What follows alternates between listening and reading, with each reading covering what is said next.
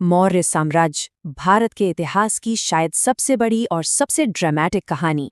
इस एक्सप्लेनर में हम सीधे इसी एपिक सागा के अंदर डाइव करने वाले हैं।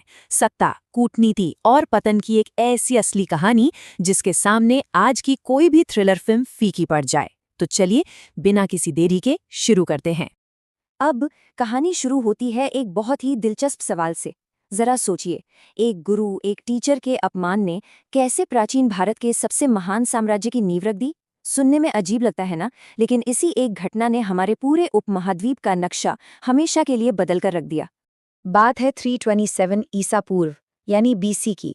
ये वो वक्त था जब भारत सच में एक मुहाने पर खड़ा था।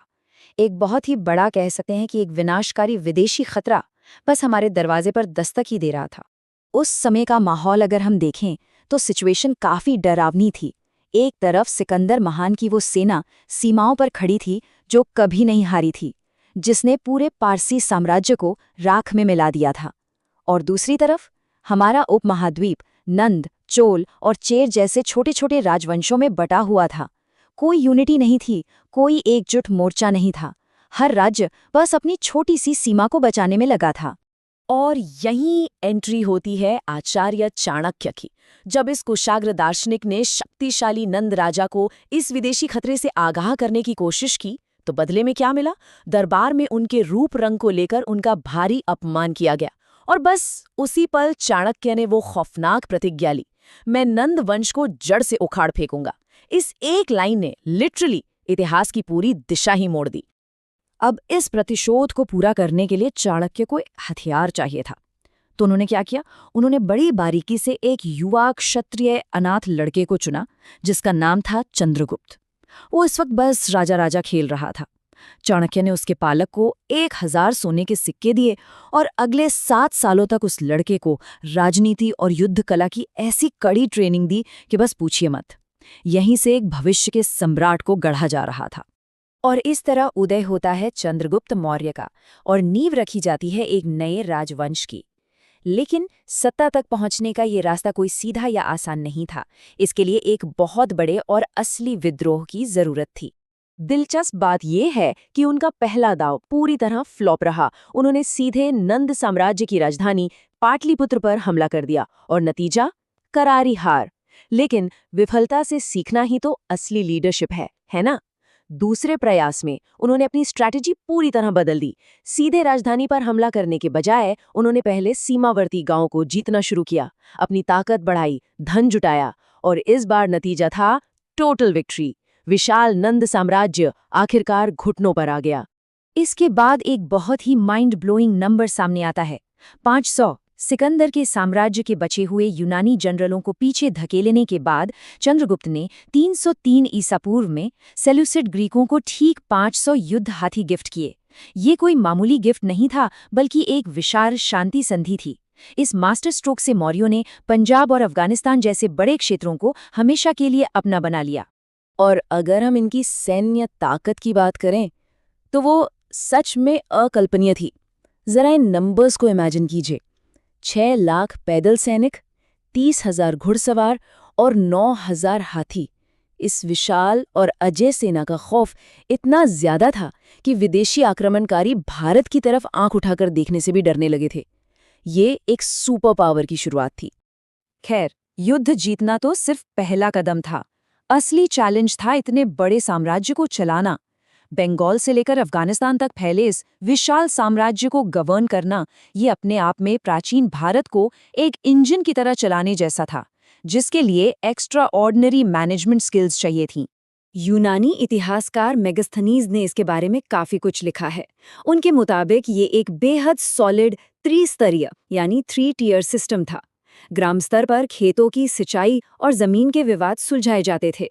शहरों में व्यापार, टैक्स और विदेशियों पर नजर रखी जाती थी और सैन्य स्तर पर हथियारों की सप्लाई और ट्रेनिंग एकदम टॉप नॉच थी। ऊपर से जासूसों का एक ऐसा तगड़ा नेटवर्क था जिसने पूरे साम्राज्य में क्राइम रेट को लगभग 0 कर दिया था, एकदम किसी मॉडर्न कॉर्पोरेट मशीन की तरह। जब चंद्रगुप्त ने आगे चलकर संन्यास ले लिया तो 297 ईसा पूर्व में सत्ता आई उनके बेटे बिंदुसार के हाथों में। बिंदुसार का टाइटल था अमित्रघात यानी दुश्मनों का संहारक, और सच में ये नाम उनके काम से बिल्कुल मैच करता था। उन्होंने बेहद आक्रामक तरीके से अपने साम्राज्य का विस्तार किया और मौर्य झंडे को दक्षिण भारत के काफी गहरे हिस्सों तक पहुंचा दिया।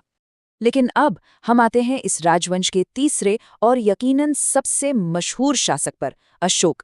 यहीं से आता है इतिहास का एक ऐसा टर्निंग पॉइंट, एक ऐसा निर्णायक मोड़, कलिंग का रक्तपात, जिसने इस पूरे साम्राज्य की आत्मा को ही झकझोर कर रख दिया। कलिंग के उस स्वतंत्र राज्य को जीतने की कीमत क्या थी? लगभग 1 लाख सैनिक मारे गए। ये नंबर सच में दहला देने वाला है।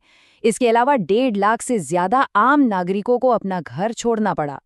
इस भारी इंसानी कीमत ने एक अजेय सम्राट के अंदर गिलानी और अपराध बोध का ऐसा बवंडर खड़ा कर दिया जिसकी गूंज आज सदियों बाद भी महसूस की जा सकती है। इतिहास में शायद ही किसी राजा के कैरेक्टर में इतना बड़ा और नाटकीय बदलाव आया हो। कलिंग से पहले के अशोक को देखिए, एक बेहद क्रूर मिलिट्री एक्सपेंशनिस्ट, और बौद्ध ग्रंथों की माने तो एक ऐसा राजा जिसने सत्ता के लिए अपने ही भाइयों की हत्या कर दी। और दूसरी तरफ कलिंग के बाद के अशोक, अपराध बोध में डूबे हुए एक ऐसे इंसान जिसने अपने सारे सैन्य अभियान हमेशा के लिए रोक दिए और खुद को पूरी तरह धर्म और बौद्ध धर्म को समर्पित कर दिया। इसके बाद अगले 40 सालों तक अशोक ने क्या किया? उन्होंने तलवारें छोड़ दी और दर्शन यानी फिलॉसफी का निर्यात शुरू किया। पूरे एशिया में बौद्ध धर्म फैलाने के लिए मिशनरीज भेजे गए। नैतिक कानून, पशु कल्याण और धार्मिक सहिष्णुता के संदेशों को चट्टानों, गुफाओं और स्तंभों पर उकेरा गया। आज भी ऐसे 30 से ज्यादा शिलालेख मौजूद हैं जो हमें बताते हैं कि कैसे ये साम्राज्य अब खौफ के बजाय शांति का संदेश दे रहा था। पर यहाँ एक बहुत ही प्रैक्टिकल सवाल खड़ा होता है। जब एक इतना बड़ा साम्राज्य जो अपनी सैन्य शक्ति के दम पर खड़ा हुआ हो, वो अचानक लड़ना बंद कर दे और उसका विजनरी लीडर इस दुनिया से चला जाए, तो फिर क्या होता है? इसका जवाब है एक बहुत ही अचानक और तेज पतन। लीडरशिप के कमजोर पड़ते ही जो हुआ वो सच में हैरान करने वाला है। 232 ईसा पूर्व में अशोक की मृत्यु के बाद कोई योग्य उत्तराधिकारी नहीं बचा। जो बेटे थे वो या तो भिक्षु बन चुके थे या जिंदा नहीं थे। कुछ ही सालों में 224 ईसा पूर्व तक उनके पोते दशरथ के हाथों से साम्राज्य के कई बड़े हिस्से आजाद हो गए। इसके बाद बस कमजोर शासकों की एक लाइन लग गई जिनका पूरा फोकस सिर्फ अपने निजी ऐशो आराम पर था। देखते ही देखते महाद्वीप भर में फैला वो विशाल साम्राज्य ताश के पत्तों की तरह बिखरने लगा। और फिर आता है साल 185 ईसा पूर्व। 9वें और आखिरी मौर्य राजा बृहद्रथ का अंत बेहद हिंसक था। एक सैन्य परेड के दौरान उनके अपने ही सेनापति ने उनकी हत्या कर दी। बस इसी एक झटके के साथ चाणक्य और चंद्रगुप्त ने जिस महान मौर्य वंश को खून पसीने से सींचा था वो हमेशा के लिए खत्म हो गया। मौर्यों के पतन के बाद क्या हुआ? पुष्यमित्र शुंग ने उसी हिंसक तरीके से सत्ता पर कब्जा किया और शुंग राजवंश की शुरुआत की। उधर इंडो ग्रीक सेनाओं ने पहाड़ों को पार करके उत्तर पश्चिम भारत पर आक्रमण करना शुरू कर दिया। मतलब इतिहास का पहिया पूरा घूम के वहीं आ गया था। एक समय का वो एकजुट अखंड भारत अब फिर से छोटे छोटे आपस में लड़ते हुए राज्यों में टूट गया था। इस पूरे एक्सप्लेनर के अंत में एक बहुत ही गहरा सवाल हमारे सामने रह जाता है। इतने विशाल साम्राज्य को असल में कौन सी चीज बांध कर रखती है? क्या वो सेना की लोह मुट्ठी है या फिर शांति और इंसानियत के नैतिक कानून? क्या शांति की तरफ अशोक के उस कदम ने साम्राज्य को कमजोर करके खत्म कर दिया, या फिर उसने इस साम्राज्य को एक ऐसी अमर विरासत दी जो उनकी सेनाओं से भी कहीं ज्यादा लंबी उम्र पा गई? ये कुछ ऐसे सवाल हैं जिन पर इतिहास के पन्नों से बाहर निकलकर आज भी हमें गहराई से सोचने की जरूरत है।